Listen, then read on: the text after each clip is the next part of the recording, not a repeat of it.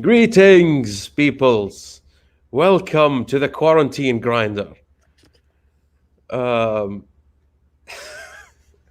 Aziz, DarkraiQ8. It's been a while. Yes, It's been a while since we've seen you on stream. What have you been doing for the past 2 weeks? You've been streaming non-stop. I'm seeing 7 hours, 8 hours on your channel. This is it's not non-stop. It's the day when I send my family to their parents' house so I can stream for the full day. Then I'm back to my quarantine. Well, what have you been streaming and why is it taking that long? Been streaming TFT, Team Fight Tactics. What is that? It's a game by اسمه Sexual Abusers Riot. They made the game, the same people who made League of Legends. They abuse their women and they make very good games. Cheers. Very good games, arguable, but abusing their women, sure, why not? Yeah, dude, League. I'm arguing League is not that good. Even Team Fight Tactics. I'm enjoying the game. To be honest, it's been a while since I enjoyed the game that much. Enjoyed a game that much. Enjoying the game very, very much. It's a fun change of pace. It's a fun change of pace from the card games, from the shooting games. It's a totally different genre by itself. It's very refreshing. I made a video today on my first impression about the game. My first impression of the game is a lot of fun. My friend shoved it inside my mouth, forced me to watch videos with him for an hour in order for me to get into the game. I was not interested in auto chess. Anything that had chess in its name, I hated. So he forced it down my mouth. And next thing, I'm eating it up every day. So, like, what's the game about? Is it like a board game or a card game or a turn-based game? Like, what's the... The game, it's its own thing, own genre. It's like a drafting game. You draft champions based on your level. You have the game, the progress on 9 levels, all right? Okay. And with every level you proceed, the chance of you getting a higher level champion increases. So every turn, you get some draft of champions, and based on that draft, you build combination of champions. Combinations has classes and subclasses, and certain classes work in synergy together. So it's like a drafting building game. So technically, you build a deck and you play at the same time. This is how I look at it. It's like if you ever played a deck builder card game. It's like you build a deck while you're playing, then you play the game. This is how the game works. It's like deck building, which the concept is very, very amusing. There are a lot of downsides to the game, but overall, I'm enjoying the experience very much. All right. What else have you been playing? Like, what other games? Because I've seen a bunch. Yeah, I've been playing Card Fight Vanguard. Physical card game, like real cards over the web. Bushiroad made a service called Card Fight Remote Fight. Card Fight Vanguard Remote Fight, where they made a Discord server and inside the Discord server there is a bot that when you add the bot, it's an @fight, and it hooks you up with somebody over the internet. Right. And you play against each other. There is a requirement that you have to have a clear camera, you have to have a clear microphone and whatsoever, and you play the game. So you can play your physical card game in an organized manner. Another thing, if you record these games, and you later on after the quarantine just finishes, you can report these to your local store and you get points for them, and the local store get points with the company itself, so that they can still provide you the promos and whatnot. So you can, okay, these are my games I have played over the duration of the quarantine. Give me my promos. So very, very good way to organize. It's very, very organized. Nice. Actually, this can actually carry over to after the quarantine. Yes, this is what I'm thinking. In-store points and online points. Yep. Yes. So you don't need an actual online game. You can just have the service, and through that you can play at home if you can't go anywhere for whatever reason, from the comfort of your home, testing your decks, playing them, and So getting my points for them. apologies for showing up late. So is this a Discord set up by the card store or by the Vanguard themselves? The company? By Vanguard themselves, by Bushiroad. But can And- card shops make their own Discords for their card shop and still report points from that? I'm not sure, but I Like think if it they gets can work approved? something out with Bushiroad. I think they can work something out with them because Because that's really cool. yeah, because you will report back to your shop owner or local store owner that is affiliated with Bushiroad, and you will get these promos and reward points, which is very good.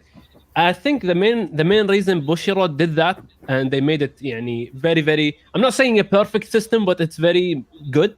Well, you gotta start somewhere. Yeah, because they lack an online game. They don't. They tried to make an online game, Like Duel Links 2016 or and something. 17, and they failed. Pokemon and Magic the Gathering, they don't need to make. They already have a video game. Yeah, but the problem is with Pokemon, the card game online sucks so bad. They don't have a ranking system. How can I play without a ranking system? Dude, I'm not a guy who farm ranks. I don't grind. But I value the existence of a ranking system. For those who want it. Yes, Because it draws a wider audience, which exactly. gets more revenue for the company to make the game better for you overall. And gives content creators something to do. Like, if there is a ranking system, I would have played Pokemon TCG online, ranked, I would have streamed it, play, maybe get some ranks, reach Diamond or whatever ranks they would have. Maybe. It's not only that, the beauty of ranked systems is that it filters out the good players, so you fight people from your skill level. So if you have the best cards and you're playing in order to, for example, test for a tournament, you want to test in ranked because you want people as good as you, not just random. I don't think matchmaking exists in Pokemon TCG. I'm not sure, but I don't think it exists. Magic the Gathering, they don't need to make a Discord server because they have the Magic Gathering arena. Very respectable place. You can easily grind. You don't need to spend that much money. There is a ranking system whatsoever. It's respectable. However, we have Konami. Konami.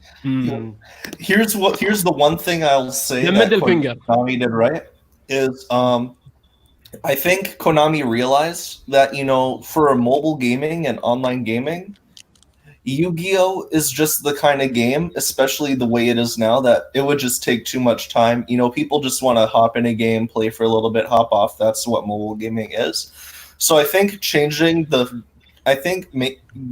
making a speed duels format, a Duel Links format, and then making that the basis for the Duel Links game is what's allowed it to be so successful, because there's depth to it, but you can still just jump in and have quick games if that's all you want from it. Mm-hmm. I think maybe that's what Vanguard needs to do. Have like a speed duels format. Yeah, they will. Yep, they will have a speed duel kind of. The game will release in 2 days. It's called Vanguard 0. It's like Yu-Gi-Oh! Duel Links, a totally different game than the original. It has its own rules. It has its own thing going on. After I saw the rule changes and the deck changes, I'm not sure if I'm gonna spam it. I may play it occasionally because I like Vanguard. I assume it's gonna give me the same feel to play, but I'm not sure. The game is gonna come out in 2 days, April 9th. Right. So, since we have a lot of people here who play card games, like almost all of us have a card game or two that we're playing, let's ask the ultimate question here and have us kill each other with it. What is the best card game? Zaid, where are you at? I don't think we will disagree here. Like, if we have, like, we need pillars of card game people. Like, we need Zaid, we need somebody from Yu-Gi-Oh! We need pillars in order to have. I am technically someone from Yu-Gi-Oh, but I haven't seriously played in so long. All I remember are the good old days when I played back in elementary school, the synchro days. The 5Ds good time. Well, from the people who are sitting here, we can We can make we an can argument reach a for con- it. yeah, it's mainly to cover each card game, shit on the ones we don't like, praise the ones we do. Because why the fuck Yeah, not? yeah, Let's do it. yeah, Let's do exactly. Let's do this. Let's do this. it. Where do you want to start? Let's get something there. Okay, should we like list the card games, and then we everybody gives their take if they know anything about it, and then we reach a consensus, or does everybody give their take and then we all fight each other? I think if there is, we should talk about the big four, and that's it: Pokemon, Vanguard, Yu-Gi-Oh, Magic. Let's not include any more shenanigans. Like there are tons and tons and tons of card games out there. Well, that eliminates the best candidates from my list. No. Physical card game. Let's not get crazy. Let's not get crazy. Fine. Fair enough. Okay, physical card games. Sure. You eliminate the strongest what about Gingifer? candidate against your guys, huh, Aziz? Yes. What, Yasha? Gingifer? What about Gingifer? It's like it's That's not card game. a card game. It's card games in one tool. Yes, it's versatile. It does everything. Can do a million things with it. I mean, Can do they magic have, tricks. they have tournaments. You can get money from them. It's. I mean, you can make a case. You can make a case. Yes. But okay, let's Can your start magic cards do magic? I don't think so. I mean, they can get virgins out of the house. So I mean, that's kind of magic. That's kind of magical, yes. Okay, let's start with the biggest one, magic. Let's hit magic first. Yes. Pros and cons. Pros. Okay, I will start. Then you guys can carry on. Sure. Okay, Magic the Gathering, arguably the oldest and most prestigious card game. Statistically, it's number one in the whole wide world. So it holds a place. You cannot shit on it because it's backed up by statistics. But we don't care. All right. Okay, let's start with the pros. The game actually has some kind of the developers of the game. They care about the balancing of the cards. So if they release a set that is very powerful, next set will not be more powerful or as powerful. So they will not create power creep. They will put something to balance, so the game balances itself. If they create a strong mechanic in the same set, they will have cards that counter that exact mechanic. So they do care about the balance of the game, which I really respect. I really find something amazing. And they hit, if a card is too strong, they ban it within a week or two. They don't wait for a ban list that is arguably maybe every 3 months, sometimes more. So they hit it. So they have ban list and they have a rotation. Successful card games, from my experience, it should have a rotation, which Magic does, and it should have a ban list, which Magic does. You have to check these two boxes. One of them does not work for card games. All right, this is the pros of Magic the Gathering. The cons, the game is just too freaking old. The mana mechanic is too bad. Like, you have to put third of your deck, 60 cards, standard size cards, third of them, more. You have to play minimum of 22, depends on your deck, but average minimum is 22 mana cards. And God forbid, you have to play multiple colors. So you have to buy these multi-mana cards that are very expensive. And the game just goes crazy with the mana. Like, I remember going to a tournament. I made it to the finals for that tournament. All right, finals. I beat everybody. Made it to the finals. I got second place. Respect. Next tournament. Same people, same decks, whatever. I did not win any single game. It's either mana flood or mana deprive. I could not play any single game. I have a perfect shuffling technique. I play card games since I play cards. I fiddle with cards since I was an infant. I know how to shuffle cards. Like, it's just the game itself is old, very, very old. They need to change the mana system. There are other systems that need to be changed, tweaked, but my main con with the game is the mana system. Hate it so much. Isn't that the same as the attribute system in Pokemon? You have to have all those cards in. Yes, correct. Yeah. We will get to Pokemon later, but I think we're starting with Magic right now. Yeah. Not to detract. All right. So, yep. And one last thing. What differs Pokemon from Magic in this Pokemon, they made a certain fix for the mana or attribute or energy system, which is insane draw power. Magic that doesn't have that. If you don't open with your draw engine or draw engines, if you have multiple one, you're doomed. You're just doomed. You cannot play. You have to worship the top deck, Arabjon. Maybe it's my lack of experience in the game. I'm not sure, but this is what I found. This is Magic the Gathering for me. Cheers. I still love Magic. I still play Magic. I still will continue playing Magic, but this is my just take on it. Cheers. As somebody who's played with Magic, as not as much as Aziz, but we started around the same time. Here's I have two main complaints besides the one that Aziz covered, which is the mana flood. Basically that the sideboard, and I will get that. I find the sideboard limits deck building more than it helps deck building. And a lot of people from the Magic community and a lot of people who played Yu-Gi-Oh, who know how to use the sideboard and are experienced with it, would disagree. But my take is this. Generally speaking, people build a very strong deck and then they put every counter to every other deck in the sideboard, and that's their deck. Oh, side deck, yeah. Yep.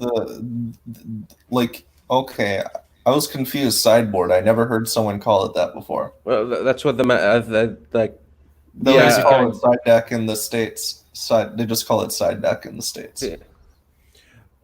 Yeah. So, to me, I find it limiting because, generally speaking, if you play a certain deck and it's very powerful, and inside your 60-card deck you put in tech cards because you need to counter other decks, that kind of plays with the ratios and with the luck factor a bit. You're sacrificing consistency to be able to respond to certain threats if they come, and that makes you think, like, what is this deck weak to? And if it's weak against this or strong against this, what text should I run? And I find that very fascinating to build it into a deck. It improves the design of the main deck itself. While if you have a sideboard, it's an easy out. Okay, build a deck, put a bunch of sides, and you're good. You're done. And I find that limits deck building more than anything. And it forces people to pay for 15 more cards, right? And that's a problem in my opinion, because if one tech is very expensive and everybody wants it on their sideboard, and you play 4 copies of it, that's then a bit everyone too has much. to. Yep, the price is jacked way up, $60, $50 a card. No, Hundreds I don't of like dollars. that. Yep. It's for 4 cards, yeah. It's so bad in Yu-Gi-Oh, for example. Like it's the worst in that game. It is, but we'll get to Yu-Gi-Oh in a bit. Yu-Gi-Oh has too many flaws to mention. But that's the first one. The second one is when I got introduced into Magic 2 years ago or 3 years ago, I entered like a draft. I entered a pre-release, and I enjoyed my time in the draft and the pre-release more than when I was making decks. And the main reason is because the core mechanics of Magic were explored better in those limited deck formats. Because Magic, when I first played it, I compared it a lot to chess, because there's a lot of counting cards, bluffing, baiting, tricking your opponent, and overwhelming them. Like a lot of stuff that can happen mentally, and I like that. a lot of tempo management.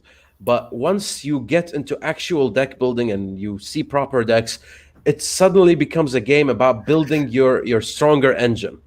You want to build your engine before your opponent, and if you do, you win. And Magic is just the excuse to build the engine.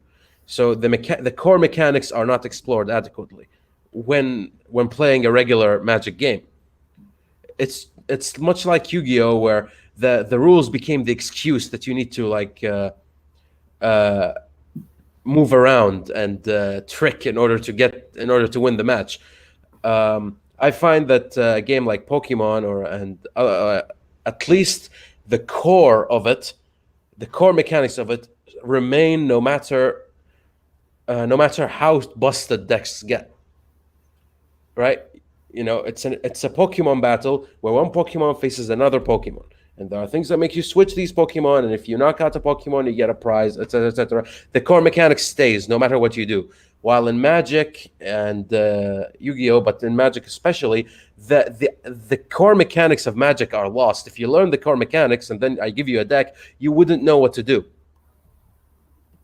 You have to learn the deck. Same thing goes for Yu-Gi-Oh, by the way. It's the same thing. And I find that poor design, because generally speaking, the mechanics are supposed to improve the core Magic experience. If you strip Magic of its abilities and you just played the regular game, it won't be Magic anymore. You can't. They're two different games, and I find that to be a problem. Interesting. Yep. The problem is just throwing stuff in there without taking consideration of what's already there and how they'll work with each other. Oh no, they consider a lot. Like as I said, like the good thing about Magic is that whenever they release a box, they introduce interesting new abilities, new mechanics, new counters. The game as a card game becomes very, very proactive and enjoyable, and the deck building has a lot of fun to it. But the core mechanics are not explored. When I jumped and got a deck in Magic, I was sold in the idea that I'm going to have this counting cards, managing resources, intense experience. And what I got instead is, did I draw the right cards to build an engine? If I don't, I lose. And sometimes the mechanics come in clutch if somebody has more knowledge than you or more experience, that they can abuse them certain mechanics or core mechanics in order to ensure victory. Yeah, engine creep. Yep. It's just too many engines, too much focus on engines, not enough focus on the counting cards, when to attack, when not to attack. Like at a certain, most people try to avoid that mental game because you won't win if you play it. The problem with engines is you have to learn each deck instead of just you can't just rely on fundamentals. Yep. It takes away from fundamentals. Yep. Also, one big problem with Magic before Hassan and Yasha's turn, it's the board get out of control very, very, very quickly. Oh, I've seen a Magic game. Holy it's like you shit, need a big table to lay all the cards out. Dude! Holy shit! No, please stop. It's some games are not just funny anymore. It's not fun to play. Come on, just end me. You end me. If there's one good thing I can say about Yu-Gi-Oh is that they have the dedicated zones. This is where you put a monster. That's it. This is where you put the spell. That's it. This is where you put that. Keep it that way. There is no. You can't spam 20 creatures. Come on, put a limit on it. I mean, that was. I can't deny the flaws of Yu-Gi-Oh, but turns still take 15-20 minutes now in Yu-Gi-Oh. Yeah, for an OTK. It's just okay. Do you guys have anything to say about Magic? Then we can move to Yu-Gi-Oh. Yasha or Hassan? I haven't played Magic much growing up, but I do know from experience that you do need a big table to play Magic because there's just so many cards on the table. Let alone keeping track of other people's cards, you need to keep track of your own shit. Okay, Yasha? My beef ain't with Magic. My beef with someone else, but we'll get to it. Okay, fair enough. Also, another thing, card art is boring. Oh Card my! art in Magic is so fucking boring. That's Why the- is it so? Ugh. Do you think they need to change the general art style or just hire more artists? No, I think basically they should do what they do in Magic: The Gathering Japan. So Isaiah's showed me one Magic card, and he has 4 copies of it, but one particular copy is a Japanese card, right? The Japanese print, and it looked gorgeous. It was drawn in like a more anime-ish style, and it looked better than the regular card. And I'm like, why don't we have access to this? And he's like, they only print those cards in Japan. And I'm like, how about make them fully accessible to everybody so people choose the art of the card they like? And by the way, the price of the Japanese card, you can play the Japanese cards in your deck, عادي, but the price is 2.5 times more expensive. 2.5 is for $1. It's not that expensive, but if the card price is $50. Well, why doesn't Magic just have the Yu-Gi-Oh rule where you can have foreign cards as long as you have the original version of the language you're playing? They do have it, but the Japanese prints are 2.5 times more expensive. And so people I only made do the it for like their average. favorite cards. Yeah, it's if your card price is 100, like Magic, some strong Magic cards that reach $50 100. If you want to play the Japanese copy, that's 2.5 times. So you're gonna pay $250 a piece, Which is instead of 100 a piece. Which is too much, a bit too much for no reason besides aesthetics. I think, my opinion, they should keep the core Western art style, but they should do it more like Gwent. They diversify. That's all I'm saying. They already like putting diverse, every cultural and gender identity into their cards. They pride themselves on that. How about you give me also, different cultural art style identities as well? Look at different paint styles and have different artists from all over the world paint you in different styles. I would appreciate it way more than having yet another generic dinosaur. Oh yeah, genericness. Or another pirate in a ship. Tiger. This is the Yeah, this is the tiger. Tiger. Okay. Can we have something a bit more interesting? I'm okay with having Tiger, but also give me something else. That's all I'm asking, right? But moving on to Yu-Gi-Oh. Yu-Gi-Oh! Yu-Gi-Oh. Where to start? Where to end? This is Yu-Gi-Oh. The heart of the cards. Yu-Gi-Oh, I think, like, the best summary I can give to Yu-Gi-Oh is that Konami realized they can't fix the game at this point. So they're like, how far can we take it and how much money can we squeeze out before people just stop playing? Let's try. And Well, people have already really stopped with the actual card game. Everyone's on Duel Links now. No. Surprisingly, card games statistically, again, it's growing. New people are getting into Yu-Gi-Oh. Like I can get our era people it's who not watch the hard. shows, like first Yu-Gi-Oh, GX, 5Ds, like these core people I get if they get into the game. But new people who does not know that Yu-Gi-Oh had a show, they just jump into the game and they play. The reason it's so accessible. It has good art, good characters. It's by far the most. It's so accessible because it's cool. Like people don't want to bully you for playing Yu-Gi-Oh. They want to play Yu-Gi-Oh with you because it's cool. Here's my problem. Every mechanical problem we've discussed in Yu-Gi-Oh over this podcast and others is fine.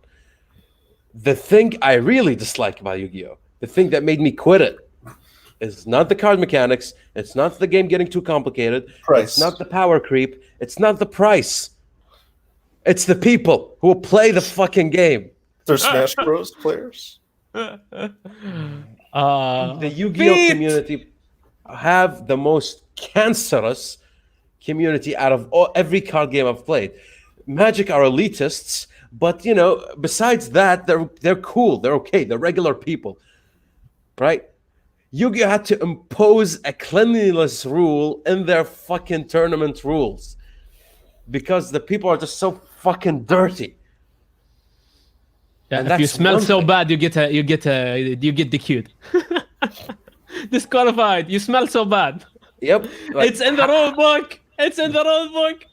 Ridiculous. Wait, the actual rule book that Yes. comes with starter Yes. decks? No. Yep. The rule book for Oh, tournament. the tournament. Yes, Rule. I thought it yes. actually came in like the starter deck that kids No, would pick not up the at one with the Walmart. starter deck. No, You no. wash your.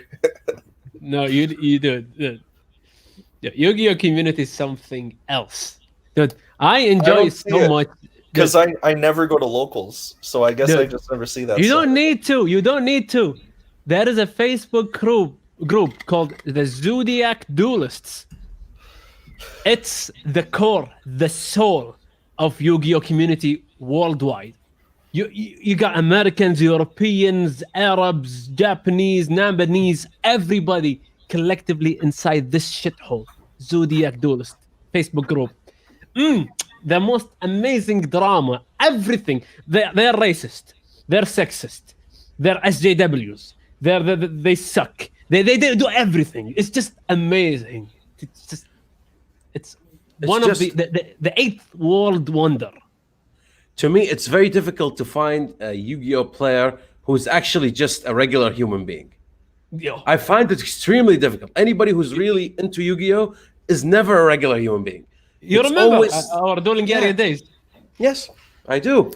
We bonded. Like I met Trillion in a dueling area. It's a Yu-Gi-Oh shop. We bonded over the fact that we can talk something else other than Yu-Gi-Oh. This is how we met. Like we were playing. Oh, you play Monarch? I play Monarch too. Let's have a game. And we were playing. We're talking. Do you play chess? We brought chess board into the thing, and we started playing chess. Okay. Well, then rest is history. The rest is history. Yeah, it's just the fact that in this sea of fucking cancer, we found one person who's just a regular guy you can hang out with. Do they have do they have Yu-Gi-Oh cancer in Kuwait too? Oh yes, of course. Oh yeah. Oh, full on cancer. Full on cancer.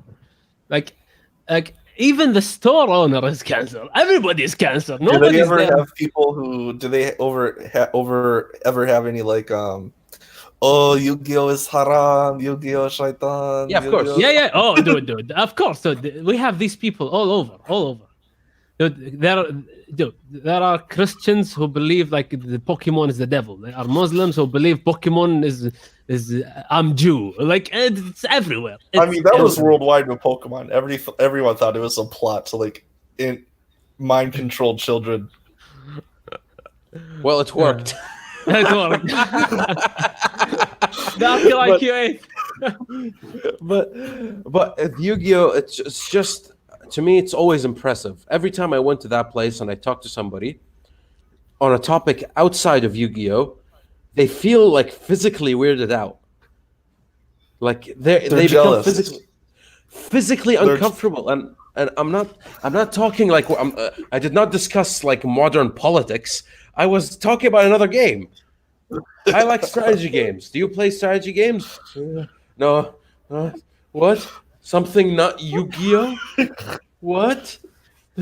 Anxiety kicks in. It's so fucking weird. And then you have that, those guys who I'm playing, like I always play rogue decks. It's my thing, right? So I'm playing a rogue deck in Yu-Gi-Oh. Back then it was Monarchs before they got powered up. And somebody would look at me and say, why are you playing Monarchs? Because I like Monarchs. And then he was like, me, I only play decks that make me win. So it's not fun if the deck doesn't help me win. And I looked at him and I'm like, cool, but it's also about having fun and seeing whether you can build something that works and competes.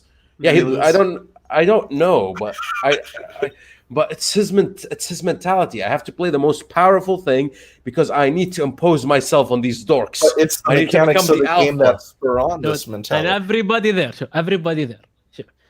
It's amazing at the same time. But we still call them deck. Even we don't call them the Arabic word for deck, which is majmu'a. We call them deck. We call it deck. It's just we use that term very, very much. It's simple. But yeah, it's simple. But our people in the dueling area, they use very slightly. Oh yes. When I first went there, he was like, "Warni dick kick." What? What? Imagine dick with the extra K. Dick kick. Your dick. Did you your do it, dick. Aziz? Yeah. I was like, you show him your Did you do it? Dick, why you? I was like, okay. I paused for a second, and I just came from the United States to Kuwait. It's like 2014. Like, he went what? Dick, cornea. Gabandi man, fucking exactly. That's why I play rogue decks all the time. It's because if you actually win with a rogue deck, to me, it's more of an accomplishment than winning a tournament. Hey man, the heart of the cards. You got to play what speaks to you. Yeah. Yes. The word dick is everywhere there. Dicky. Oh yes. Dick. My dick is stronger than your dick. Your dick is weak. Your dick is non-meta. This is the one that got me. My dick is meta. Your dick is not. That basically just means they were stupid enough to waste more money than you. Yeah. No. The worst thing is that they're not self-conscious. It's not like they say it and it's like there's an inside joke. And No. Yeah. There's the serious face. It's what gets you. Your dick. My dick.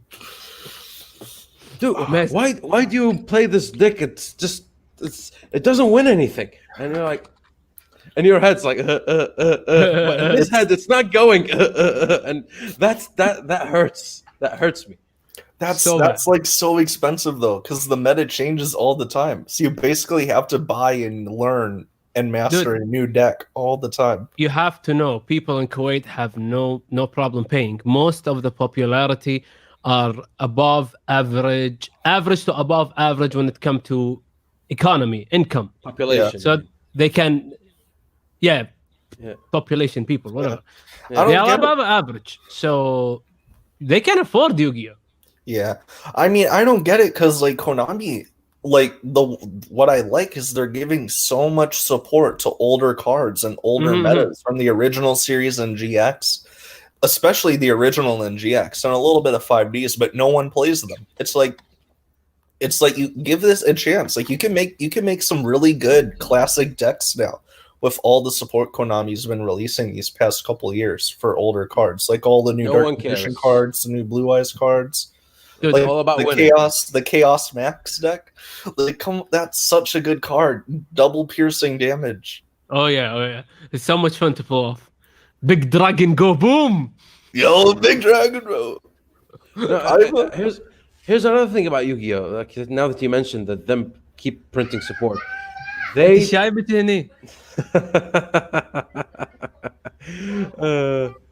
she's supposed to sleep in their شو اسمه grandparent house. ليش انتي؟ نبي هذا. لا روحي برا. شنو؟ دقيقة. One second. Okay, hide me. Sure. There you go. So while Aziz takes care of his shit, so one of the big problems I find with Yu-Gi-Oh is that they did not find any solution for power creep. Their solution for power creep is make more power creep, right? And it's a very easy solution. Stop filtering cards. And because you're filtering cards, you can reprint these cards with less powerful effects for the new format and keep refreshing these cards. And that way people buy more, but the game doesn't get out of whack. There are how many cards are there now? Did we reach 8,000 yet? There's too many cards in Yu-Gi-Oh. Yep, and it needs to be checked. I'm not saying they should like do like a standard rotation the way Magic does, but quick, like, learning for your past lessons, reintroducing a new box, saying everything else is legacy now, would help.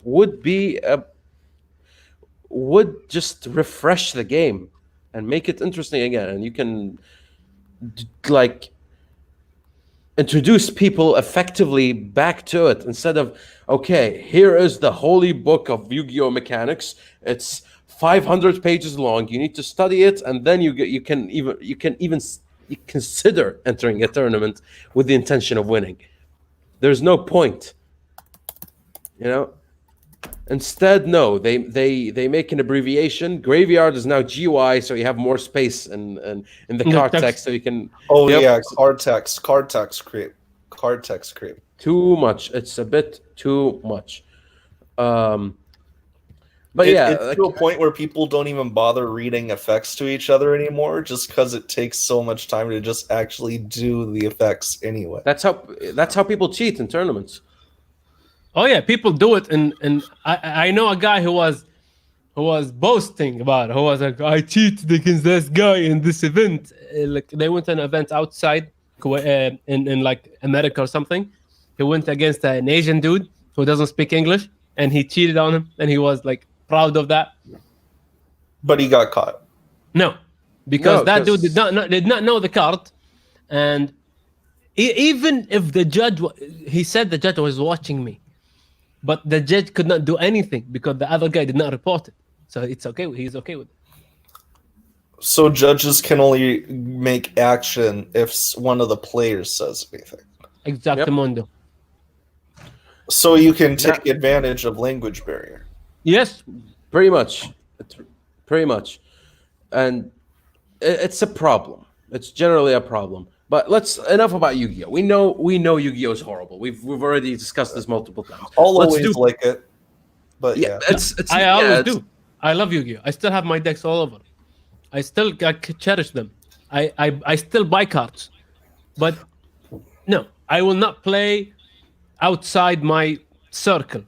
I will play with Trillion, I'll play with some other friends. Because you guys can make up a reasonable rule set and play from a time when it was still good.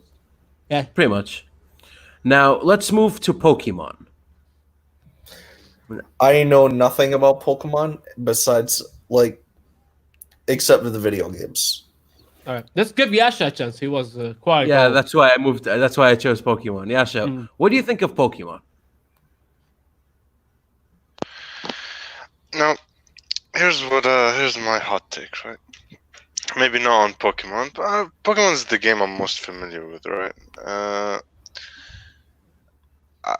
I don't like how the company does things and how they print card support and whatnot. For example, I'm sure you guys who play Pokemon know how much they've been buffing fire decks over the past year or so, right? Charizard. The next expansion will be to support fire decks. They keep wanking off fire decks. And I'm happy that in this current meta we have, quote-unquote, it's not like back in the days where there was Gardevoir, Metagross, and some third deck, and you have to play one of these three if you want to win anything.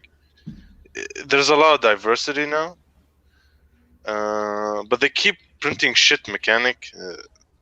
So my beef in Pokemon is with the design how the company itself. Yeah, makes the card designs. Yep. With the game design. I really liked when they introduced Ultra Beasts because prize card manipulation was interesting. It was something a bit new. It created all these really cool scenarios. I used to play the circuitry just to make my opponent have 7 prize cards from them, right? Right. But that's about it. There's not much. What about the big elephant in the room? The prize cards. The fact that you're playing your regular game with -6 cards that could be imported puzzle pieces against your opponent or for your deck. Do you consider this to be a feature or a flaw? I consider this to be a feature because I tried something else, and I'm gonna rant about it after. Right. But it does suck when you break. There are games who have the simplest mechanics just to diminish the power of bricking. Minecraft doesn't. Pokemon doesn't really have that. So in that sense, yeah, it's not very good. It's a negative more than a positive. And to me, that shows the inherent flaw of the Pokemon game, which is that you cannot have a powerful start. Both the mulligan mechanic that they have and the prize mechanic can decide a match just from the beginning. If your key cards are prized and you open bad and you can't mulligan it, in Magic you can mulligan for a minus, and in Gwent you can reshuffle, in Vanguard you can reshuffle. In Pokemon, whatever you draw is the same unless you don't have an active Pokemon in which you reshuffle and your opponent gets an advantage. You have no control over your beginning game state. You hope for the best. And that should be mixed with allowed the prizes, at least one reshuffle. If the opponent gets a mulligan as well, that's fine. But if you open Dedenne or you open Tapu Lele back in the day, that's not very good. Like, it's a basic, okay, but it's a shitty start. And they had a good idea, I believe, going on when they made the card the Beast Ball, but they never executed it properly. I think it should be a more general version should be implemented. The Beast Ball, what it did is when you play it, you can look in your prize cards. If you have a Ultra Beast card over there, you can take it and put the Beast Ball in its place. They really should have something that's general to all cards. They should have that, and maybe there should be like a punishment for it. Discard 2 cards and then look at your prizes and get one there or something like that. But again, it's just that, like, generally speaking, Pokemon just doesn't give you any control over your early game state. You just kind of hope for the best. And second thing is what you've said, which is the core mechanics of Pokemon are great. I really like the core mechanic that you have to attack, and then when the Pokemon gets knocked out, you get 2 prizes and stuff like that. I like that mechanic because it controls game speed. You cannot be OTK'd in Pokemon. You have a chance to come back. There's still enough time. There always, at least you have 3 Pokemon have to die before you can, before the game ends. So you have time to come back. But the big problem is that the Pokemon designs themselves are not good enough to utilize this. They make like 200 cards per box, and only 50 of them are even you can consider making decks out of. And if you just buy a box, you can't build a deck. And that's a big problem. You need multiple boxes.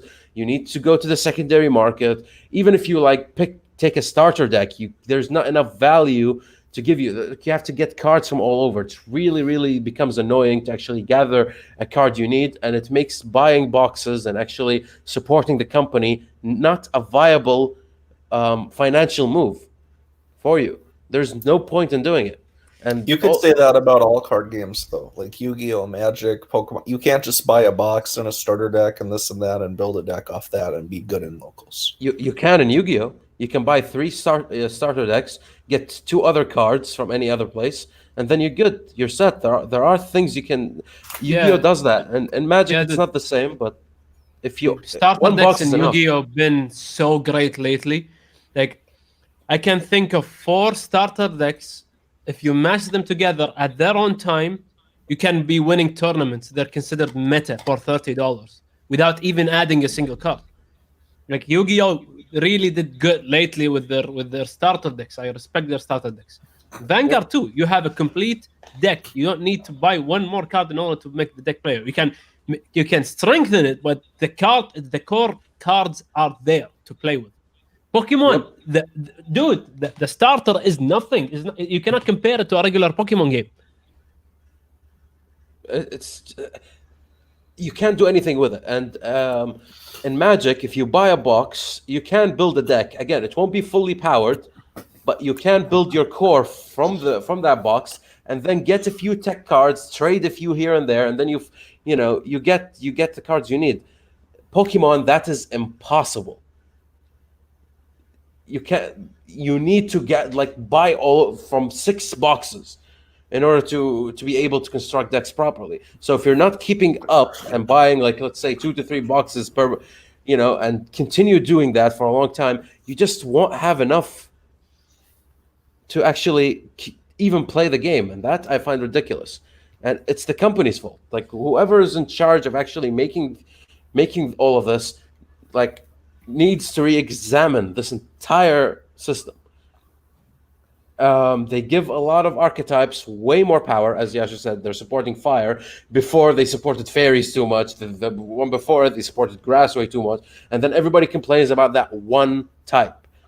It's I wish I can play dark, but I can't because there's no support for it. And there's 100 support for fire. Before it was electric. It's just they support one type for a very long time, and then they just don't give it attention for the longest time. And everybody's sitting there is can we play the way we like with the cards that look good and we enjoy? Nope, no, you can't. And that makes Pokemon just kind of a sad game. But mechanic-wise, core mechanics, I actually enjoy Pokemon a lot. I find it very well designed in that aspect. And art-wise, I think the fact that you play with Pokemon characters, so to speak, is yeah, it is enjoyable. It gives it much more, personality. Personality, flavor. Yep. What about you, Aziz? You've been quiet about Pokemon. I like this next game. Aziz? Pokemon. Where to start? Just where to end? It's just Pokemon. There are a lot to complain on. It's too much going on. Too much complain. I've been in this shithole for a long time. Does that mean I don't enjoy Pokemon? No, I do enjoy it. As Trillian said, there are a lot to enjoy in Pokemon. A lot to enjoy. But there are a lot more to hate. The game is too old. It's 98. 1998. It's too old. They did not change a single thing. Price system. They fixed an energy system with a system that is too broken in card games, which is draw power. They have no limit on draw power, which is very, very, very bad. Turns can take a lot of time. And with a game like Pokemon that have zero interaction between players, dude, turns are boring. Yeah. They're boring. Yeah. I remember when Rayquaza, Mega Rayquaza deck, you play each turn, you play one turn, 15 to 20 minutes a turn, because you play 4 Shaman and Skyfield, and you play 15 minutes turn, break my board. It's like yay board. You spam all your shit in that board. Then next turn, it's another 15-20 minutes and the game ends. It's not fun. The game suffers from a lot. But core mechanics, as Trillian said, enjoyable, like attacking with Pokemon, 1v1. The art is amazing. Some things, just the game has its own charms going on. But is it a perfect game? No. But it can be, and that's what hurts me. They can easily fix a lot of these things, and they can make it way more enjoyable. It's just they don't. It's the classic Pokemon problem. They have like a treasure trove, and they don't know how to use it or how to actually utilize it. It's just potential. You're seeing potential and being disappointed. But now we can go to Aziz's baby. Yes. Vanguard. Let's talk Vanguard. Vanguard. Let's talk Vanguard. Oh my God. Where to start? The game I fell in love Where since... Where to start? Dude, the game... I am Vanguard original fan number 1. Since episode 1 they aired the show. Before the game existed, I watched the first episode of that show. I was like, I'm gonna play this card game if it's ever get printed. And I remember the first product they aired, the 2 trial decks, and I took them, and I kept up with the game since 2012. Then I played in the United States. Then I had my break in Kuwait because of the community. Then I came back right now. And how can I say it? If you want a back and forth game with with boards that are manageable, it is the game. Like in every turn, you're either attacking or defending, so you're paying some attention, not too much attention. All right. The game progresses very, very good because you have for your essentially the main card in your deck, which is the Vanguard. You're evolving it every turn from grade 0 to grade 3. So you're climbing. Your power curve is just you're going this way until you hit some peak of your deck, and every turn you get stronger and stronger and stronger, and you're looking forward to play every single turn. And the game the art is gorgeous. A lot of fan service there are, which I hate, but other you can pick your clans. There are clans that are so gorgeous to play with, just amazing art style.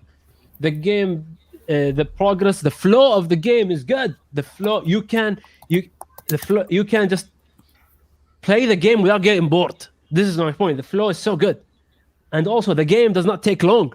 It's not Pokemon like 45 minutes a game, or Magic where the board gets so crazy you cannot control, or Yu-Gi-Oh where it can end in one turn. No, the game has a certain amount of turns that has to be played, and it can exceed certain amount of time, but it's a very rare case. So gorgeous, so amazing. The balance. Let me talk about the balance of this game. It's amazing. There are meta decks, there are tier 1 decks, but every deck is playable, and every deck can win. There are exceptions. There are certain clans that undersupported, but we're talking about 24 clans right here. 24 potential decks with sub-clans, so that's more. You have 60 more varieties. Everything you can play, you can win with. It's good. It's fun to build deck with. It's good to play. And one more thing I want to mention is I forgot. I was into the point, then I forgot. But just the balancing. Yes, the balancing of the game. There are tier decks. There are certain clans that are stronger, but it can be beat if you know how to play against. And that gets me to my next point. There is no sideboard. You don't need sideboard to win against certain decks. All right, there are certain decks that's stronger if your deck like just spoo units and you play against control deck that destroy units. You can hold on to your stuff. You can counterplay. You can think. You don't need a sideboard in order to win. The game balances itself by its own mechanic. It's just so much fun and joy to play. For me, let me say what I like about Vanguard and then the things I dislike. First thing I like is that they managed to fix a problem that Magic and Pokemon had, and Yu-Gi-Oh kinda, which is accessing your deck and while maintaining a certain balance when it comes to card advantage. The way they implemented drawing cards and getting card advantage within their own mechanics in a lovely way, and made every card that you draw have a certain value. Either less value if you use it in a specific way, or more value if you utilize it. And it's up to you which type of value you want to get depending on the position you are. So when you attack in Vanguard and you attack your opponent's Vanguard,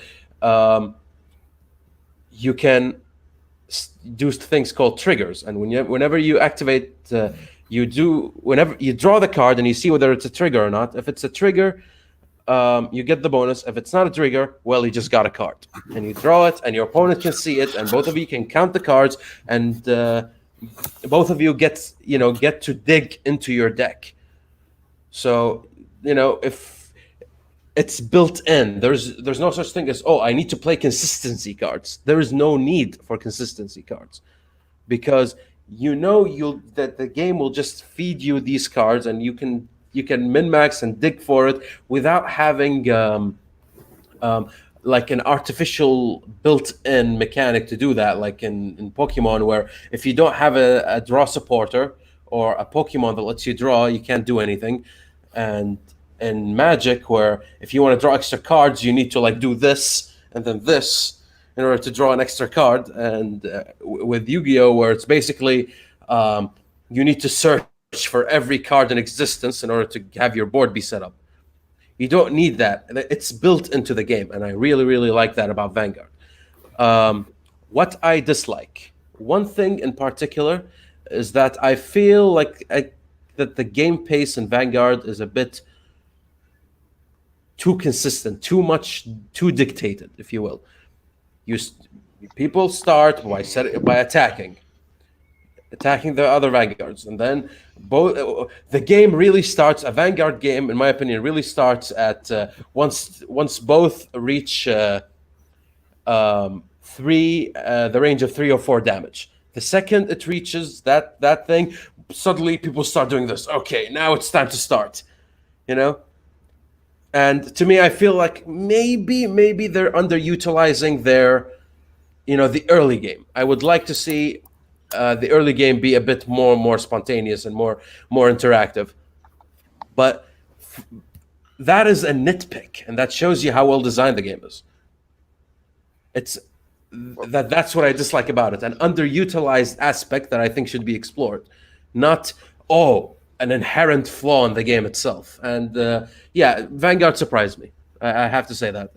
If I'm gonna have to rank a game, just an overall, if you're gonna play a card game and enjoy yourself, price-wise, mechanics-wise, game length-wise, and all of that together, even engine building and all that, I would pick Vanguard. Just overall, it is the best game. Yeah, I agree. All right. Vanguard is so far been So I've been the best playing- game. I started playing Vanguard around like maybe 4 months ago, right? Played it quite a few times. There's a few things that are really cool. The fact that you can interact more with your opponent, that's nice. I guess Darkrai did say that if you're looking for that sort of gameplay, then Vanguard is the way. I like how mulligan systems, like you don't break in this game as bad as other games like Pokemon. But here's the things I have for it. First of all, number one, the trigger system. I've never been so irritated in a card game in my life, just from a core mechanic. Okay, it's kind of okay, the fact that they have a reverse price card, where if you get when you take damage, you put a price card down. You put a card. It's up to 6. End your turn at 6, you lose, and you can like use damage to like do spirit. What was it called, soul triggers or stuff like that. Yep. I don't know, X soul caliber. But the trigger mechanic. Why do I have to often rely on whether I flip a right card to get things the way I want? Okay, that's in every card game. You can draw a card, believe in the heart of the deck and whatnot. If you get the card you want, you can win. That's fine. But in Pokemon, if I don't get the card that I want, I can think about, okay, in this situation, what else can I do? But in Vanguard, I just find myself doing all the right things, but I just don't flip the cards I want. And my opponent just flips heals. Heals are so annoying. I never get heals. My opponent gets heals all the time. And it's like I'm not doing anything. Here's the thing. Check system. I hate it. I can't. Here's the thing. Okay, and there's more. I would. What's the thing about the art style? The art style is generic and awful. The new art style is kind of lame. However, I like Yu-Gi-Oh art much more. I just took a look at some Vanguard cards. Yu-Gi-Oh. Here's the thing about the Vanguard trigger system. I would have made that complaint. That the trigger system can be a bit too unfair if you're unlucky. It punishes you for being unlucky a bit too much. Except, me and Darkrai here he played a certain deck. Okay, he was playing a certain deck, and that deck basically relied on the fact that it blocks the opponent from using certain cards to guard or whatever, right? Mm-hmm. So basically, the Vanguard guys were like, "Oh, you hate the trigger system. There's a deck for that." Oh wait, you hate perfect guards? Guess what? There's a deck for that. Yeah, and there is a deck that reverses every trigger. Basically, if you hate heal triggers, you play Brand. And what Brand does, okay, your opponent flips a heal trigger, oh, you take extra damage. Oh, you flipped a crit, your crit -1. Oh, you flipped a draw, you discard a card. You know? That Brand deck, it's nothing impressive. Like, there is no power in it, but it reverses the whole trigger system. Like, people started playing less heals when Brand was something. Like, and one more statement I want to make before you continue, Trojan. One more statement. Sure. The trigger system. I had two kind of people. I heard two statements from two kind of people. Trigger system. People either say this is the reason we love Vanguard, or people say this is the reason we hate Vanguard, and they're both correct. I respect both statements. It's a subjective thing. At the end, I love the trigger system. It gives me some adrenaline rush. I can make stupid, dumb plays and get rewarded for it. You know how many times my opponent saw me playing like dumbass, and why are you doing that? Because I will get a double critical right now. Like, how do you know? I feel it. It's the only way to win this desperate game. Like, some games are unwinnable, but if I flip a double crit, I may win. So I have to play this certain way. And sometimes you get rewarded, sometimes you get not. So there is a chance for every single game. That's my opinion, though. And if you hate the trigger system, it's your right. It's subjective. Back to you. But again, I repeat. Let's say you don't get too many crit triggers. You're like me. Your luck sucks, right? You don't get the triggers at the right time. You stop relying on them. There are built-in Vanguard cards that basically say this Vanguard gets a +1 crit. So here's my crit. If I get another trick another crit from the deck, great. But I don't need it. I already have the built-in crit. It's like the Vanguard guys knew the flaw of the trigger system and basically designed certain clans to see what to give people who dislike that mechanic in particular a chance to keep enjoying the game. And while the trigger system will never leave and will always be either annoying or thrilling, depending on the player, at least the game offers you a way to actually play the game in the way you like, using whatever type of mechanic you can. And the fact that there are 24 clans, 24 different ways of playing the game. And that's fine. That's all fine. I get how the company gives you options. That's great. But here's my next point with it. Now, I haven't been building Vanguard decks, but I've been seeing people who are building it casually. Right. And I don't enjoy so much pseudo deck building. Like, for example, in Pokemon, you can put whatever card with whatever card you want. It doesn't mean that it's necessarily going to work, but you can mix everything. I don't like clan systems. And you have tons of clans, okay. I find that to be positive. I think Gwent did clan systems better. It's just 6 right in front of you. And you have a general idea of what they do. But 24 clans, and you can't really mix them. It's just, you can change a few cards from within the clan, and now it's a new deck. 60 decks in total. I like the full freedom of deck buildings, where you can put whatever weird shit you want together. There's no limitation on that. I don't have to put my robot dinosaurs with my mafia bugs or whatever it was called. Yeah, that's one thing about Vanguard that connects to what I said, which is that there isn't enough potential. Like, there's certain potential that is not utilized. Of course, that can easily be fixed by just giving the clans more support and reducing the number of clans to say 15 or 20, and just having a ton of cards there.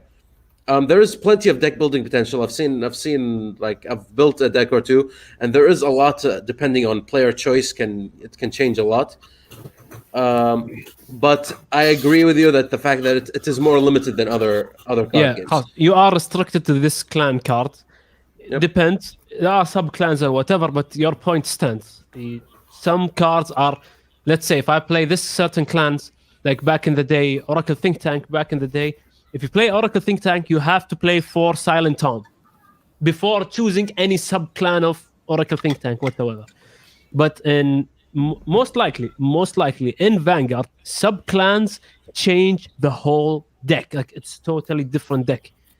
Sometimes totally different play style. Like, if you play Genesis, for example, Genesis, they have something called gauges, and this is very unique mechanic to the clan itself. But if you play Valkyrion, they don't. It's Genesis, it's still Genesis, but it's grade 5 type of shenanigans, which is totally different. So they give you a lot of different builds, but some cards you're still playing Genesis, so some cards are too powerful not to play in your Genesis deck. Yep. But yeah, I love that. That's what makes Vanguard the best game here, and basically the fact that all of our complaints seem like nitpicks more than like inherent flaws, and that shows good design when it comes to the people who made it. And I don't know about you guys, but I'm really having high hopes that the Digimon game is similar. From what I heard, actually, Salim and Mubarak are playing the game in Tabletop Simulator. Yeah, I did not ask. I did not ask him how is the game, but I heard a complaint from a friend. I don't remember who told me that, but he told me that I played a similar game to Digimon, which has the gauges going on in the middle, and you attack and you release a card and whatsoever. Game with a similar mechanic. He said it sucked so bad mechanically. So I was so afraid of that statement, and I trusted that person's statement. I don't remember who exactly told me that, but what my point is, don't get your hopes too high.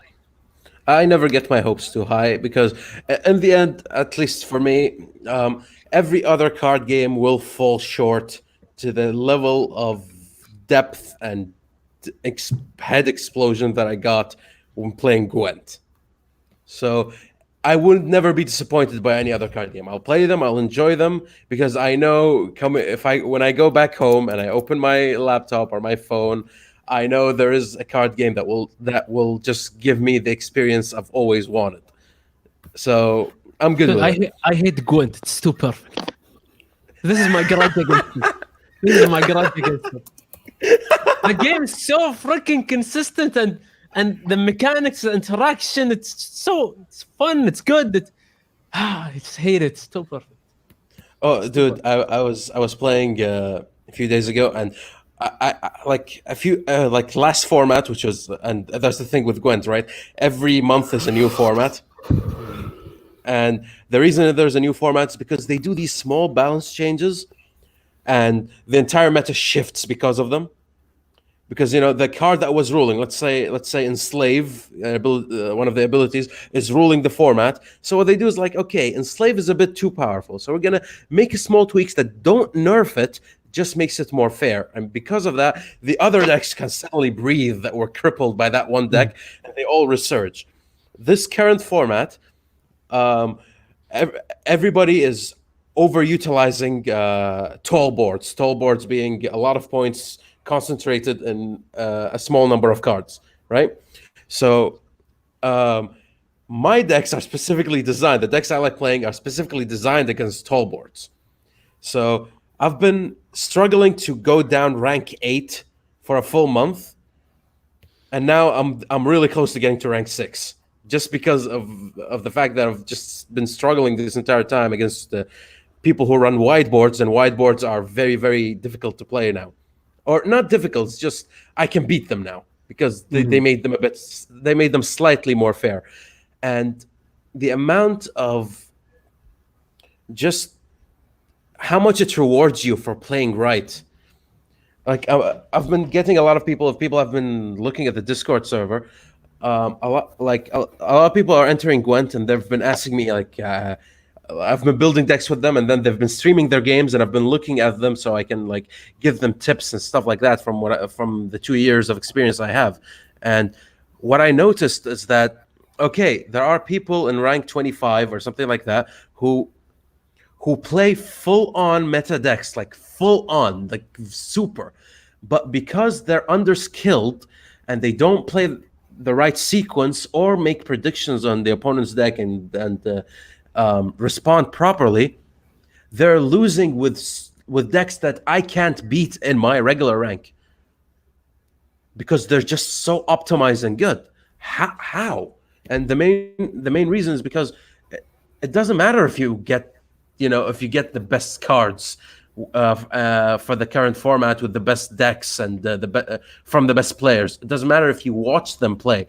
What matters is you make a deck that you know how to play and mastered and can navigate. And every deck that I've played, I keep winning with them, and they're not considered meta. They're not even close. I use abilities that people think are not good. I use travel sequences that I think are not good, but work well with my tempo. And if you see how I play them, and I explain to you each context and how you're supposed to utilize them, suddenly you can play as well as I do with the deck I have. And that is something that no other card game has given me so far, which is just the ability to use your own skill set and your ability and to actually win the game, not just how well you've built the deck and how well you understand the mechanics. How well do you like to play with your own style, and how does that look like? I really like that. I played my fair share of Gwent. I remember when I first made the poison deck back before poison was meta, and I was winning very good. Like I understood the core mechanics of, all right, this is the number of cards in hands in certain way means advantage, mean disadvantage. I need to end my turn with 7 cards if I want to, because I will draw 3 up to 10. And once I understood these mechanics, now I have to focus on playing my deck, and I played it so well. I did good. The game is so much fun to play. I have 2 major complaints for the game. It's just subjective to me. It's just my opinion of the game. I hate online games.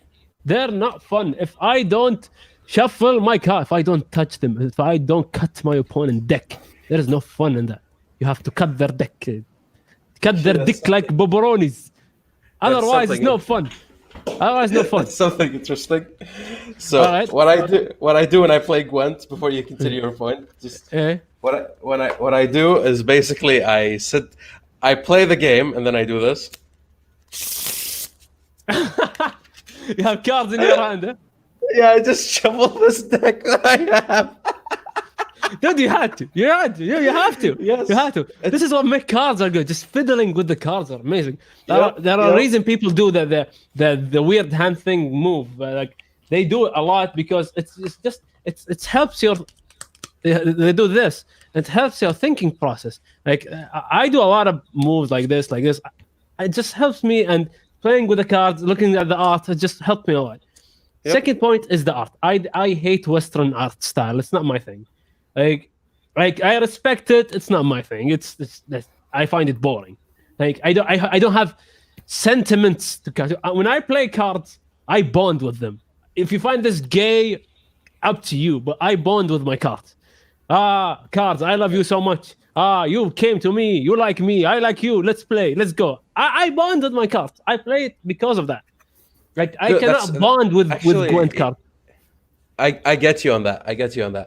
Because here's the thing, right? In Magic, when you play Magic, my favorite card is this guy. This guy. You know, he has such a good effect. This card is very good. But when you play Yu-Gi-Oh, for example, Caius, you have to play Caius. Caius, the Shadow Monarch, he's amazing, for example. Or Pantheism. If you see Pantheism drop, you know your shit drops too. Or in Vanguard, they're like, No Life King is here. What are you gonna do? What? No, the No Life King. Right? And that's me. Let me tell you, there are 2 cards in Gwent that I've developed a special connection to. Vincent Van Morheim is, when I play him, like, every time Vincent Van Morheim drops, my heart accelerates. Right? Or when I play the Great Swordsman or Dagger Two Blades and I do the ability to spray, I know them by name. The Armored Drekker is amazing. because why? Because you've bonded with the card enough to know its name, right? Mm-hmm. While the Gwent art style is not quite the art style of Vanguard or Yu-Gi-Oh, it is not Magic. It's not Magic. It is not. level. Yes. Yeah. Yes. I agree. It's not Magic level. Like the card, they might as well remove the image, and they might as well remove the name. They just call it. All of the cards are this guy with this effect. This guy. You know? Doesn't matter if male, female, pet, Cleopatra, whatever. It's just this guy. It's a spell. It's this guy. I play this guy and this card and this guy. Which makes you really feel bad for the guys who actually know the Magic card names. Yeah. Like sometimes you want to pronounce the name and you just can't. It's like Field Stream Tomer Bandit. Okay, this guy. It doesn't have oomph. Doesn't have oomph. Yeah. Like with Yu-Gi-Oh, like Ash. Okay. You know, or you play, for example, I don't know. What card in Vanguard do I remember? It's been a while since I played. Even if you have a generic name like something Brawler, it still has more oomph than this guy. Dude, if you played in the Legion era, there are names like if you play against Bluish Flame Dragon, Heavenly Dragon Supreme, like this is something you play against. You're playing the Bluish Flame Dragon Supreme Dragon squared. Oh, this is too much. Like something you remember. You can, even if they're over designed when it comes name wise. Yeah, it's still funny. It's still enjoyable. It makes you remember the card name. Yeah. It's all about designing cards is such an intricate process, and I love how Gwent does it. I love how Yu-Gi-Oh does it, and I love how Vanguard does it. I love how Pokemon does it. I don't like how Magic does it. Magic just, even its like sister game that Keyforge, same thing. Yeah, it's just why make a faction called Mars and put Martians? Why? It's not enough. Why limit yourself to Mars? Anyways, we spent an hour and 22 minutes. 22 minutes talking about card games. By the way, before there is a topic in my mind. Sorry for if you guys watched that documentary, Tiger King. Did you guys watch Tiger King? No, I just seen the memes. Just saw the memes. Tell me, catch me up. Let's Holy shit, dude. The Tiger King is a documentary. It's like what happens in that documentary is real life happened to real people. Like the characters in this documentary are so, you deny yourself as those are real. Like it's a TV show within a documentary within a TV show within an anime. Like you don't believe these people exist. Okay. One guy has a petting zoo, a size of a country, like a whole state, and in that he's a polygamist who own tigers and ligers and all kind of animals and walk and ride an elephant to go from place to place. Okay. Like why? How amazing! I don't know. It shouldn't be real. Like some guy walk with an elephant and he's a polygamist, and the females take care of the petting zoo and he's just there collecting money and getting fat. Holy shit! The characters are amazing, and basically it talks about people who own tigers or big cats in America in general, and there are surprisingly a lot. And I think big cats are endangered in the wild, but not in America. This is how much they own. Like, I think there are from what I understood in the documentary, there are more from 5,000 to 10,000 big cats in America. And in the wild, they're just 4K. Like, nothing. Like, so the tigers he owned were released in the wild? Is what you're saying? No. It's just people own too much big cats in America. All right, and there is this real life, and she's a character by itself, Carol Baskins. Okay, she's like from Big Cat's Rescue, and she's a real life person. You can Google her name; it pops up on YouTube, and she like against breeding big cats and making petting zoos like abuse and whatnot. And allegedly, her first husband owned tigers and he was selling and breeding and whatnot. Allegedly, she fed her husband to the tigers. Allegedly. And people believe that because she inherited so much. That guy was so rich, billionaire. She owned so much. She just gained so much from that guy. This disappearance. Like holy shit. You got a polygamist and you got some girl who fed her like husband to the tigers, and they go against each other, and it's weird. It's what just baffled my mind. These are real people. You can't believe everything that's on the television, Hazais. Dude, Google their names. There are real people. With one guy, he had a YouTube channel, and dude, yes, exactly. One guy, he had a YouTube channel, and his whole mission was to go against that Big Cat's Rescue woman. He even made a music video on her feeding her husband to the tigers. It's so amazing, dude. Like, so crazy. This documentary is so weird, so crazy. I don't know. It's just you don't think these people are real.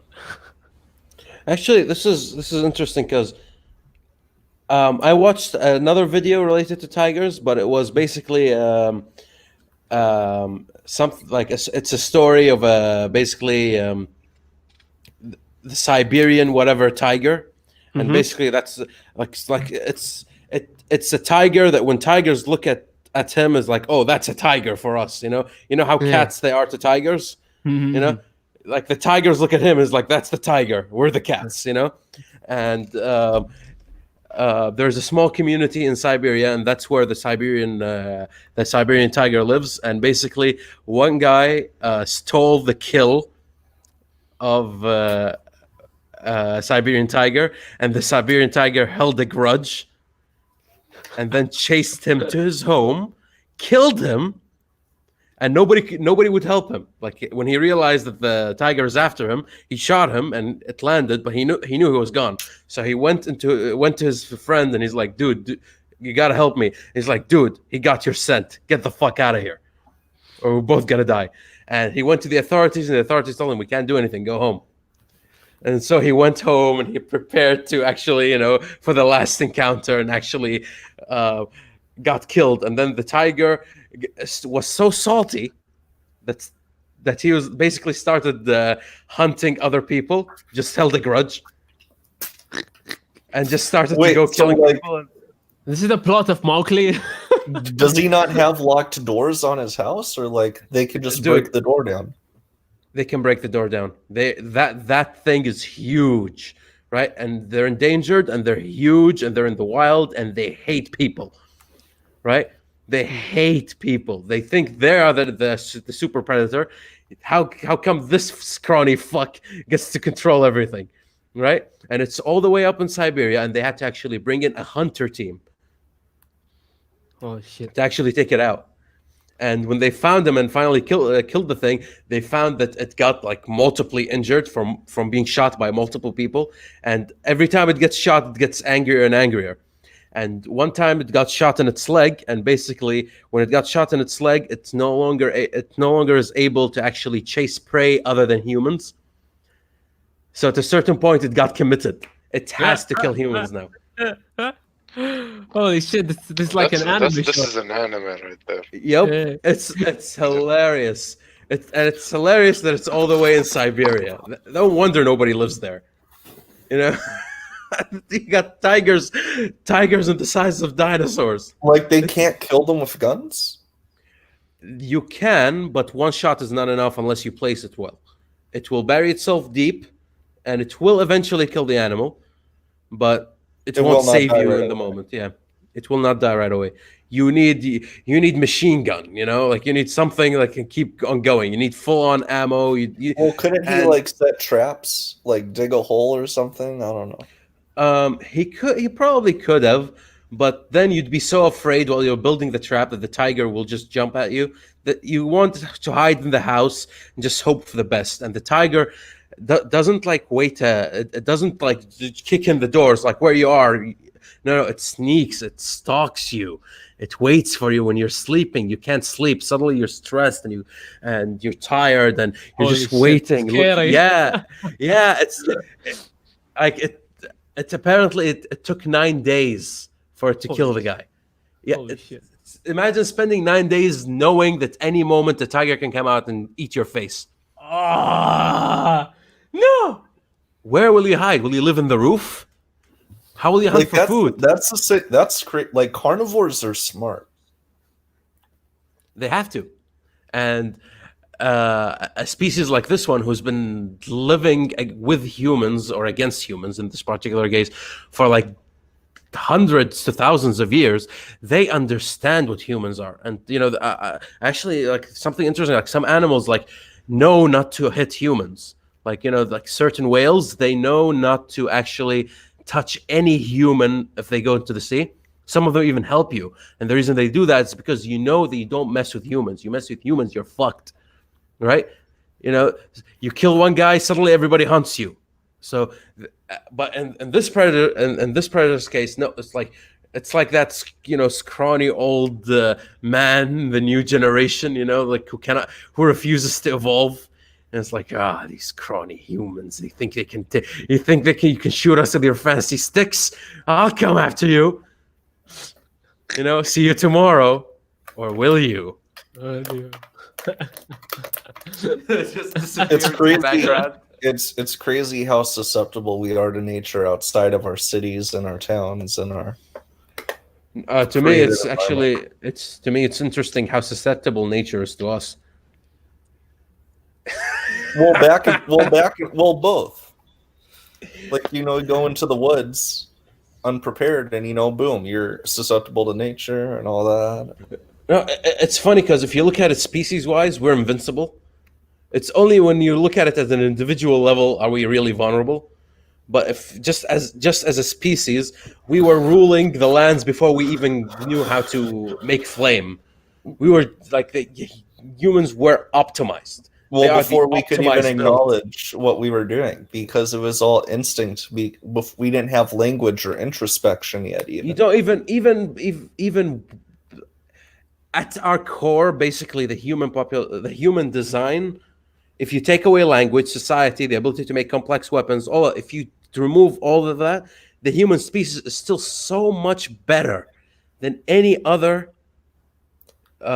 species out there that we'd end up dominating anyway. And it's because of one thing. Who? Thumbs. Oh, it's not just thumbs. I wish it was just thumb.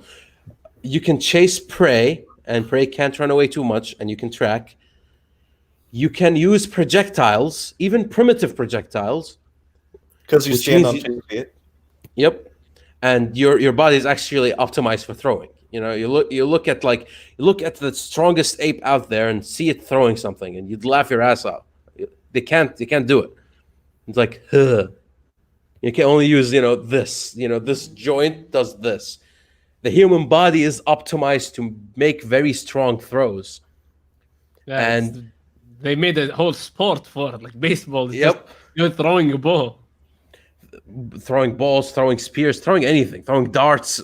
It's just, we have that body composition that it's just a bit too powerful. You look at an elephant, it's like food for 20 days. And I have a spear. What can you do, elephant? I can climb. What can you do? I can forage. I can eat grass, and I can eat fucking animals. I am so versatile. I'm so well-rounded. You can't do shit. Nerf humans. Nerf balance human. Patch. Balance patch. We need to release a balance patch. Mother Nature. COVID-19 balance patch. No, that's nowhere close to being a balance patch. That's more like a what do you call it? A content pack. Dude, I think COVID-19 is the patch we needed. Do you know why? Why? Because we're getting rid of all the idiots. No, females can cook again. Females can cook again, huh? No. Here is. No. Yeah, dude. Females need to know how to cook. All your females out there, you need to cook my food. Dude, you need to cook my food specifically, huh? Yeah. Dude, exactly. What kind of food do you want? Dude, if you watch the Tiger King documentary and you see this polygamist king who is by the way a doctor in mystery whatever science, and they call him something in English, Bangladesh or something, means Lord. Yeah. And he owns estates. And he has like 4 or 5 wives, 5 different nationalities. Holy shit. Like, what more do you want? Like, the Tiger King right here. No, actually, that's really funny. And speaking of COVID-19, demonetized, right? Yeah, we're demonetized. Oh, immediately. So, did you know that I actually can't watch anything on the salt grinder at work on my work Wi-Fi because it follows YouTube policy to a T. So anything that mentions coronavirus, I cannot watch at work. Holy shit! That's hilarious. But here's the thing about it, right? Most environmentalists were always complaining about how the environment needs to be fixed, and we need to impose like a carbon tax, and we need to impose things that help the environment, and we need to remove gas, and we have to go green. Well, guess what? We're doing that right now, and everybody's miserable. Get the memo? Dude, I think somebody took a picture of a dolphin in Venice. Yes. Oh yeah, animals are coming back. Holy shit! Like, dude, Venice cleaned up real good. It's hilarious. Yeah, dude, like a dolphin in Venice. Holy shit! Oh, dude, Women cook again. Holy shit! Like, nice. They cleaned all the New York subways for the first time ever. So if you look at the walls in the New York subway before and after the cleaning, the walls are pitch black, and after they clean it, it's white. Because it's just like a century of dirt and grime and all that, because they never clean it. Here's the thing, right? A lot of people are really depressed because of of the corona thing and the quarantines and all that. And I still say 2020 is still the best year we've had in a very, very long time. And one of the reasons it's one of the best years is because of the fucking coronavirus. I will take 2020 over any other 5 years ago. Yep. I look entertainment. It's not just entertainment. It's what this quarantine is doing is basically accelerating, digitizing a lot of fields that should have been digitized 10 years ago, but people were too afraid to digitize it. A lot of people are looking into making online stores and deliveries when before they online classes, didn't even consider it. Online classes, online governmental forums. Thank you. Online government forums? What's that? Basically, generally speaking, if you want to do something that's related to the government, you have to go to the stupid office. You have to wait in line. DMV, you have to wait forever at the DMV to get your license. Yep.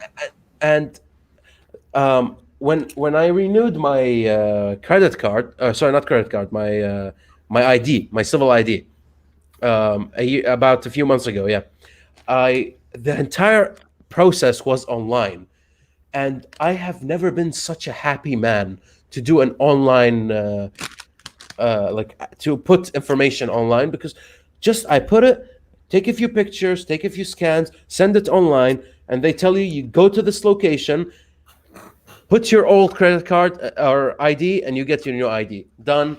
Your life is done. You don't have to wait. You don't have to submit paper. And some guys like, oh, this wrong paper was lost. Redo the entire process. I still need to get my driver's license. I should check that out and see if I can get it. If it's digital in the States, that'd be great. Yeah, and it should be digitized because one, it's better for traffic. Two, you don't have to sit for hours to get work done, and the employees can focus on just doing the actual work instead of sitting down. It's like, dude, you need this paper. I can't do anything. And then they sneeze and they drop the paper and it goes in the trash. And then the poor person who's unlucky enough to have this paper dropped has to redo the entire process from the beginning because some employee lost their paper. None of that. Everything is digitized. Done. Over. And we're done. And this quarantine is going to accelerate all of that shit. All that shit. I took a traffic course, right? And basically, the doctor was giving us solutions for traffic. And a lot of the solutions were in the zillions of caches. Introduce a new lane, introduce a new bridge, introduce whatever. But he's like, you know what? In my opinion, all of this is just, adding bandages to the problem. The actual traffic solution is delivery services. Because most people just go to buy stuff and go back home, and that's what makes traffic. Well, if you increase delivery services, it's less cars because one car is going to make 20 deliveries. Right. So they go and they do deliveries, and that reduces traffic way more. And that's why there's so much traffic, even with road construction. There's just overall more drivers on the road. Yep. More cars on the road. And with delivery.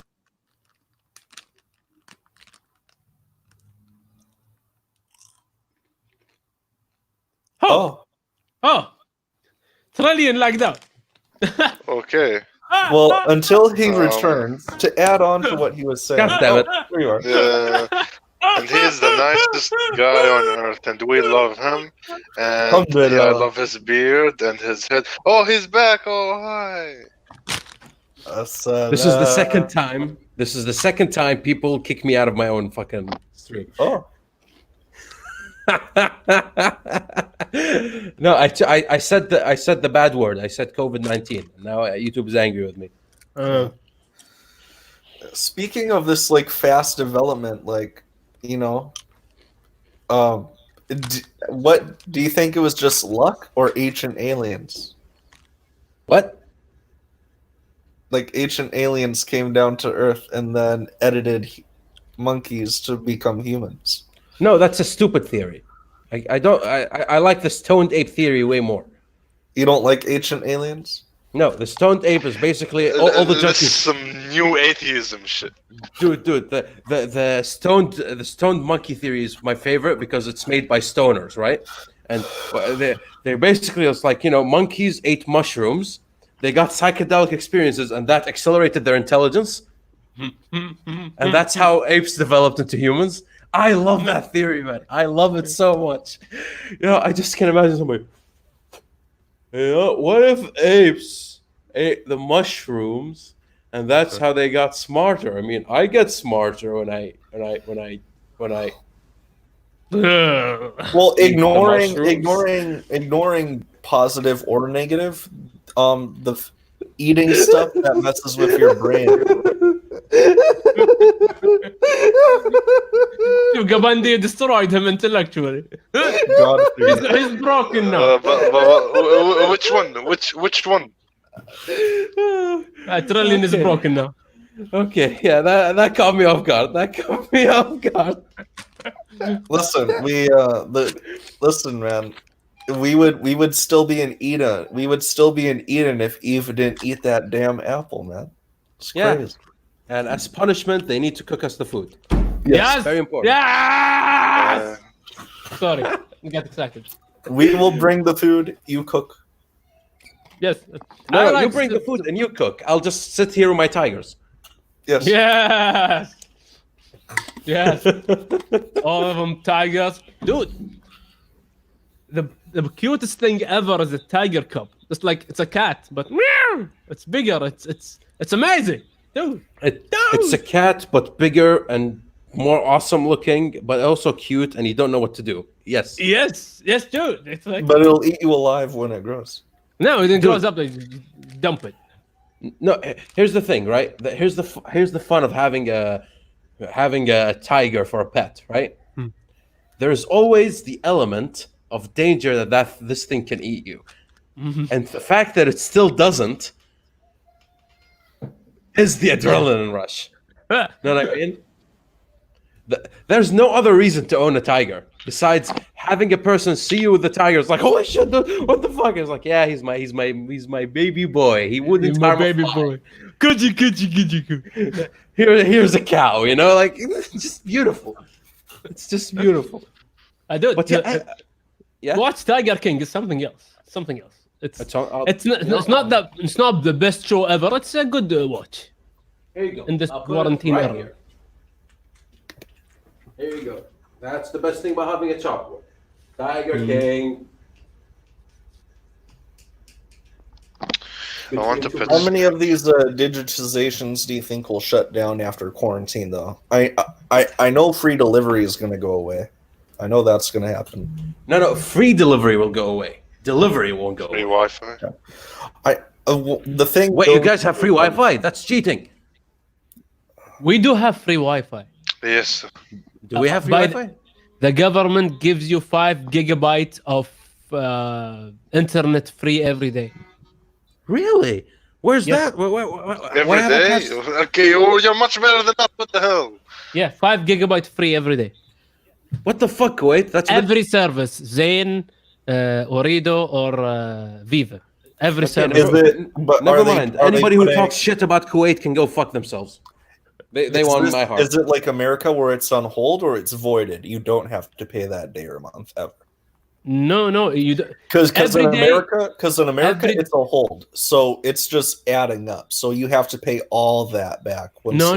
It's free. It's free of charge. You go to the website, or you go to your provider, and you click, I want the free 5 gigabyte today. Click, activates. Next day you click it, activate it. Next day you click it, activate. You have to activate it daily, but it's free. But it's free, exactly. Alhamdulillah, your tax dollars actually. Dude, the go maids are up. having the best era of their life. 5 gigabyte to nice. talk to Philippines. Amazing. See, I pay tax. See, we pay taxes over here, but it always goes to places we don't want it to go We don't pay It goes taxes. to the Tiger King. because we suck at voting. No, we don't pay taxes. It's the oil money.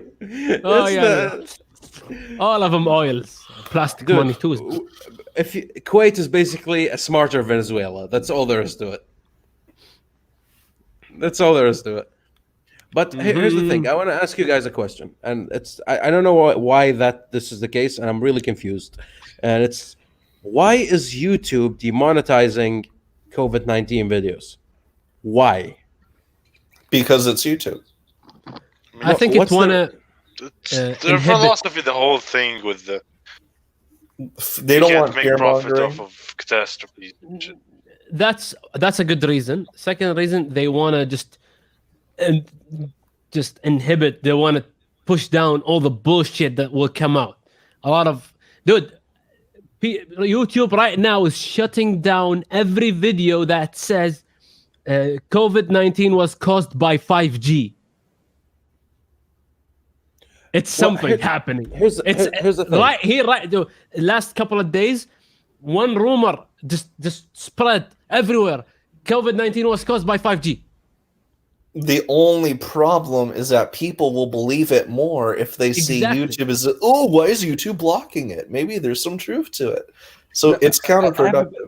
I have an even bigger problem. Like I like what YouTube did when I clicked a video related to the coronavirus. For example, I want to learn what the new developments are, and some people are updating people on like the new medical research that's happening. And then below it, they put like a note saying, COVID-19 is this. If you want to be informed, click on this, that.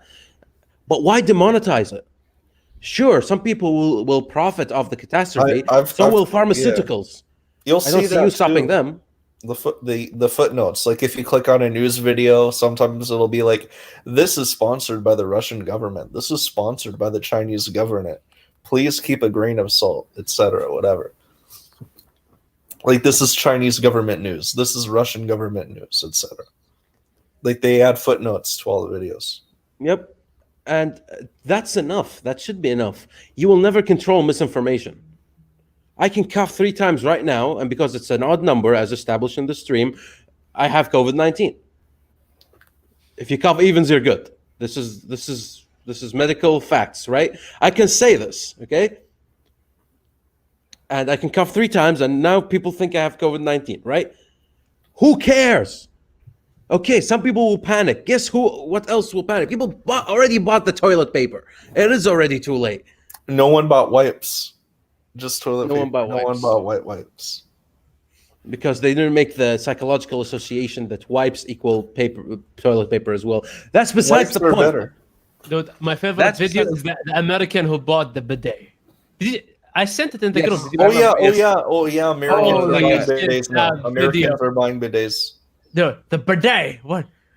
My whole life I have been wiping my ass with toilet paper, and now you're telling me I can wash my ass with the water? I would do that like years ago. The European is doing that. And he was like, That water Yeah, up so, my ass. Feels good. people in America are starting to know what a bidet is now because of the memes, and people are actually buying them in the States now. they should, because it makes sense. It is common sense. Does it save you a lot of money? I don't know about saving a lot of money, but it does give you hygiene, which is the main requirement of No, it. I mean because we spend money on toilet paper and all that. Does it increase the water bill? Well, I use both. So You have to use both. It's both you have to use. One technically is not enough. Wait, so is I it like- 2 seats? Like one is the toilet, one is the bidet, or you can get a 2-in-1? No, it's the bidet by itself, and the toilet paper is on the side. You bidet yourself, then you take the toilet paper and you dry. Yep. And the point of toilet paper is to Dry. Make sure. just make sure, that's one, and two, you don't want your pants being soggy. You don't want dingleberries either. Yeah. So you wipe. Whatever. So yeah, you would pay more, and you would be paying more for water if you're. But it's still worth it. I still think it's worth it.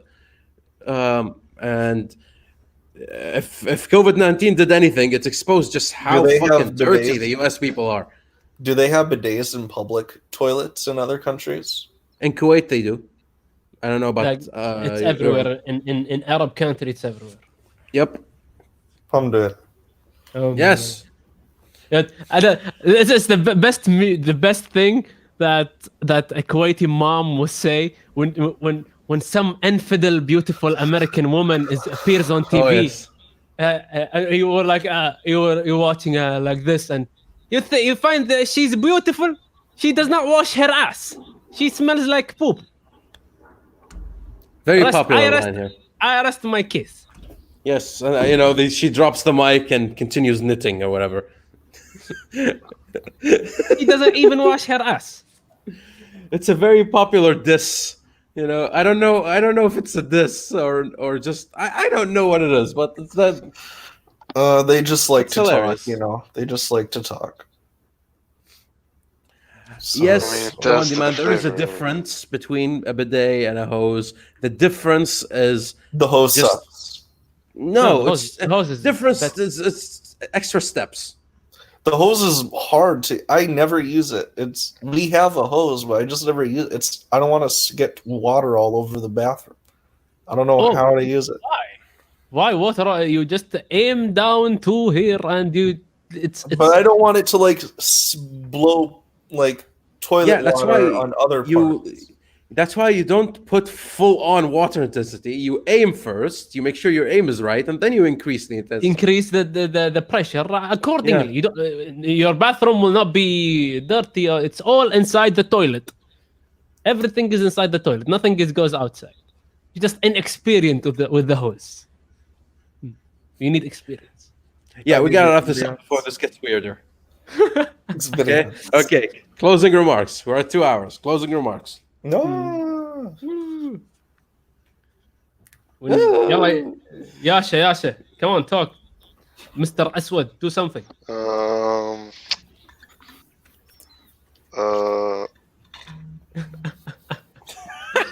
ما ادري. I don't know. Bye bye.